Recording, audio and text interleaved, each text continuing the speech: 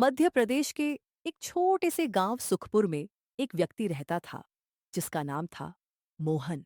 उसकी पत्नी का नाम था सावित्री। सावित्री बहुत समझदार और व्यावहारिक औरत थी और उनका एक बेटा था जिसका नाम था रोहन। रोहन अभी छोटा था लेकिन बड़ा होनहार था। मोहन के पास न खेत था न जमीन, बस हुनर था और दो हाथ थे। उसी गांव में एक बड़ा जमींदार आता जाता रहता था जिसका नाम था धनीराम। धनीराम शहर में रहता था। वो गांव गांव जाकर अनाज खरीदता था और अपना व्यापार चलाता था। एक शाम धनीराम सुखपुर गांव में था और उसे देर हो गई। वो सड़क के किनारे खड़ा था और सोच रहा था। अरे यार, बहुत देर हो गई। अगर अभी शहर के लिए निकला तो रात हो जाएगी और मेरे पास रुपये भी हैं। रास्ते में पता नहीं कोई मिल जाए। लेकिन रुकूं तो किसके यहाँ? गांव में जितने किसान हैं उन सब से मेरा व्यापार है। अगर उनमें से किसी के घर रुका तो वो मुझ पर एहसान जताएंगे और अगली बार महंगा अनाज बेचेंगे। नहीं नहीं, ये ठीक नहीं। लेकिन वो मोहन, उससे तो मेरा कोई लेन देन नहीं। न वो मुझे अनाज बेचता है, न मुझसे खरीदता है। अगर उसके यहाँ रुका तो मेरा कोई नुकसान। तभी पास से मोहन गुजरा। अरे धनीराम जी, आप अभी तक यहाँ हैं? इतनी शाम हो गई, शहर कब जाएंगे? अरे मोहन भाई, बहुत देर हो गई। समझ नहीं आ रहा क्या करूं। रात में निकलना ठीक नहीं लग रहा। अरे ये क्या बात कर रहे हो धनीराम जी? आप मेरे घर चलिए। आज रात मेरे यहाँ रुक जाइए, कल सुबह जाना। नहीं नहीं मोहन, मैं तुम्हें तकलीफ कैसे दूं? तुम्हारा परिवार है।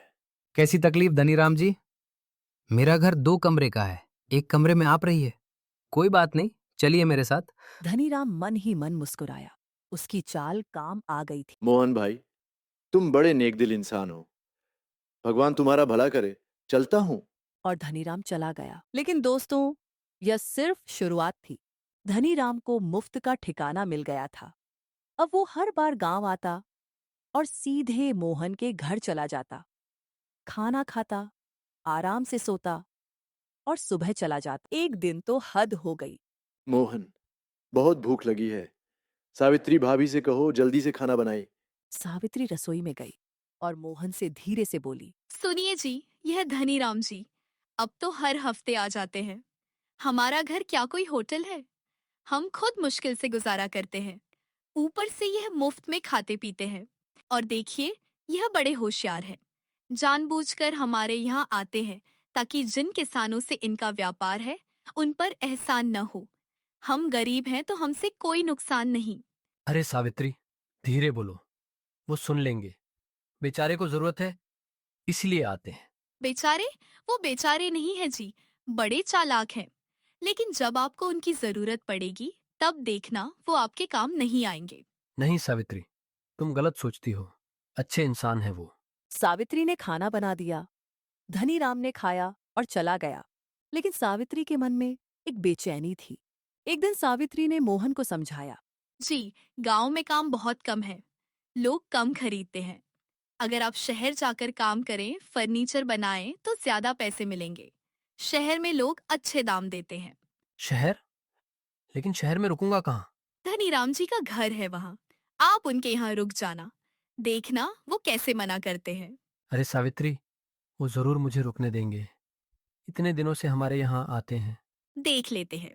मोहन शहर गया, अपना सामान लेकर काम ढूंढा। अच्छा काम मिला भी, लेकिन शाम हो गई। मोहन धनीराम के घर के दरवाजे पर पहुंचा। दरवाजे पर एक नौकर खड़ा था। भाई, मुझे धनीराम जी से मिलना है। मेरा नाम मोहन है, सुखपुर गांव से आया हूँ। रुको, पूछ कर आता हूँ। नौकर अंदर गया और धनीराम को बताया। कौन मोहन? वो गरीब? उसे अंदर मत आने देना। कह दो मैं घर पर नहीं हूं। नौकर बाहर आया। देखो भाई, धनीराम जी घर पर नहीं है।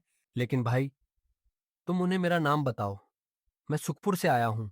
वो मुझे जानते हैं। वो कई बार मेरे घर पर रुके हैं। 1 मिनट। नौकर फिर अंदर गया।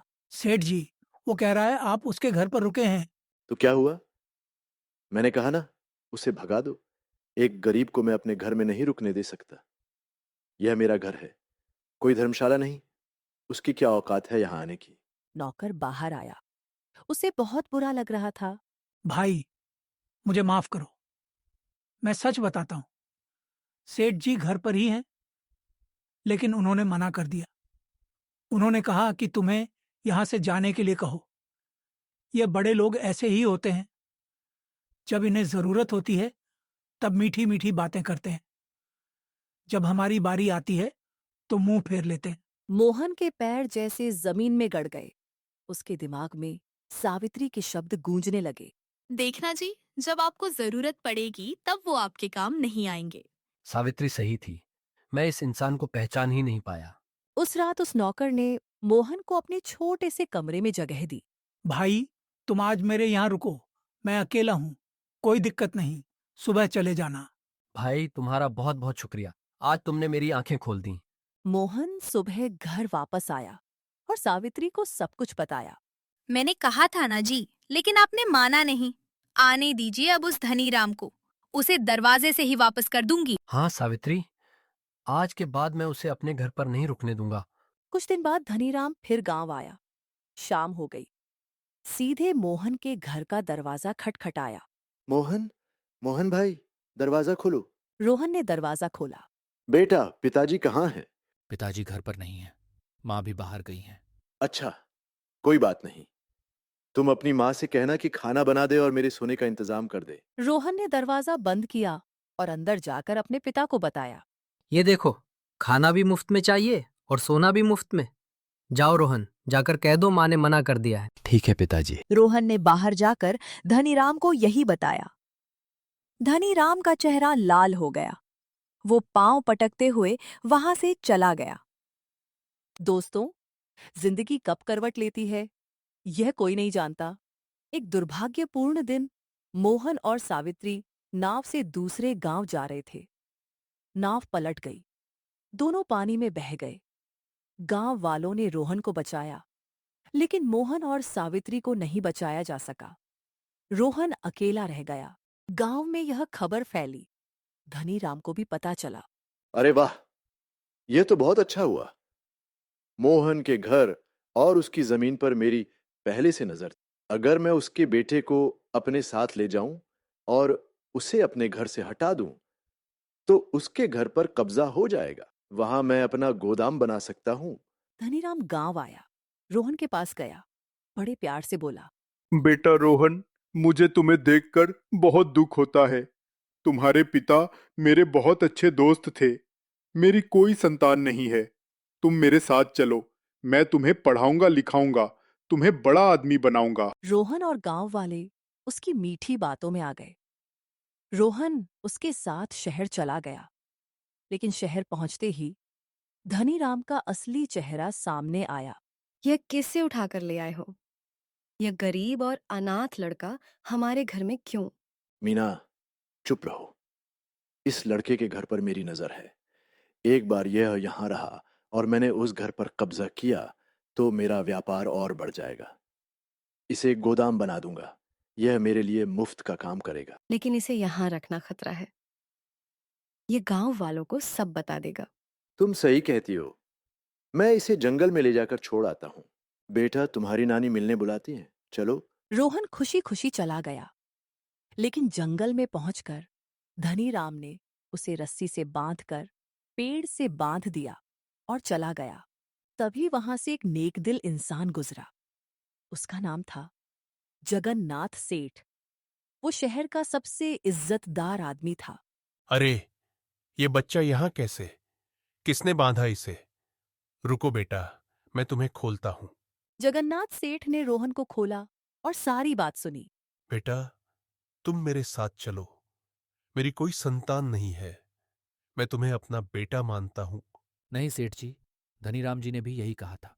बेटा, अगर मुझे तुम्हें नुकसान पहुंचाना होता तो मैं तुम्हें खोलता नहीं। भरोसा करो।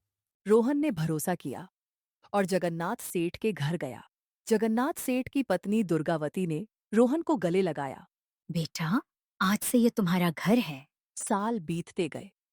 रोहन बड़ा और काबिल इंसान बना। एक दिन रोहन अपने गांव सुखपुर गया। वहां देखा कि उसके घर की जगह एक बड़ा गोदाम था। गांव वालों ने बताया कि धनीराम का है। रोहन सब समझ गया। घर आकर रोहन ने जगन्नाथ सेठ को सब बताया। बेटा, मैं उस धनीराम को जानता हूं। एक नंबर का लालची इंसान है, लेकिन उसे सबक सिखाने का एक ही तरीका है। उसकी एक बेटी है, तुम उससे शादी करो, और जब उसकी बेटी को उसके पिता की सच्चाई पता चलेगी तो वो खुद अपने पिता से नफरत करेगी। लेकिन पिताजी, मैं उसकी बेटी को नहीं जानता। तुम जगन्नाथ सेठ के बेटे हो। धनीराम जैसा लालची इंसान इस रिश्ते के लिए कभी मना नहीं करेगा। जगन्नाथ सेठ ने धनीराम के घर रिश्ता भेजा। धनीराम खुशी से झूम उठा। क्या जगन्नाथ सेठ के बेटे का रिश्ता मेरी बेटी के लिए? मैं तो बहुत भाग्यशाली हूँ। मुझे यकीन ही नहीं हो रहा। शादी हो गई। रोहन ने अपनी पत्नी कविता का दिल जीत लिया। दोनों बहुत खुश थे। एक दिन रोहन ने कविता को सारी सच्चाई बताई। क्या पिताजी ने ये सब किया?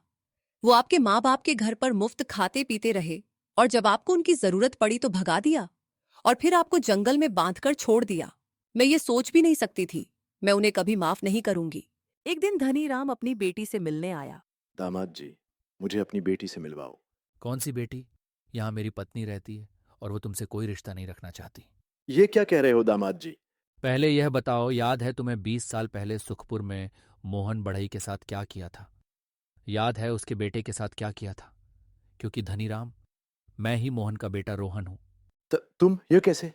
हाँ, मेरे माँ बाप ने तुम्हारी इतनी सेवा की और तुमने मेरे साथ क्या किया? तुमने मुझे जंगल में मरने के लिए छोड़ दिया। और हाँ, मेरी जमीन और घर अभी भी मेरे हैं। कब्जे से हटाओ वरना कानूनी कार्यवाही होगी। और मेरी पत्नी ने तुमसे सारे रिश्ते तोड़ लिए हैं। निकलो यहां से। धनीराम के पैर कांप रहे थे। वो वापस घर गया। पूरी तरह टूट चुका था। मीना, आज मेरी खुद की बेटी ने मुझसे मुंह फेर लिया। ये मेरे कर्मों का फल है। मैंने एक गरीब परिवार का साथ धोखा किया था। आज ईश्वर ने मुझे वही लौटाया।